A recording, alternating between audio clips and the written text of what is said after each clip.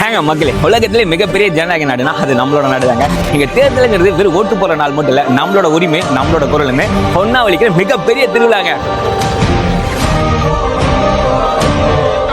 நம்மள யார் ஆள போறாங்கிறது நம்மளோட ஒரு விரல்ல தாங்க இருக்கு. இந்த ஒரு விரல்ல வைக்கிற மை தான் அடுத்த 5 வருஷத்துக்கு உங்களை யார் ஆள போறாங்க, உங்களை யார் நல்வழிப்படுத்த போறாங்கன்னு எல்லாமே உங்க கையில தான் இருக்கு. நான் ஒருத்தன் ஓட்டு போடலன்னா அதுல என்ன ஆயிர போகுது அப்படின்னு சொல்லி நீங்க கேட்கறது எனக்கு கேட்குது.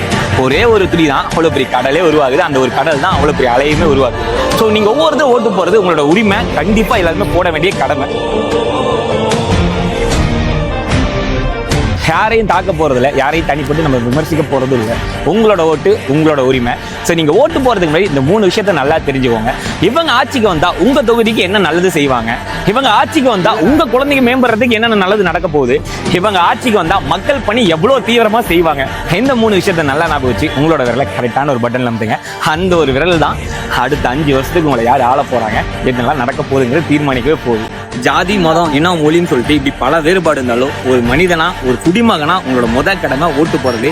நாளைக்கு காலையா மதியம் சாயங்காலம் சொல்லிட்டு எப்போ போனாலும் சரி மறக்காம உங்களோட ஓட்டை செலுத்திடுங்க.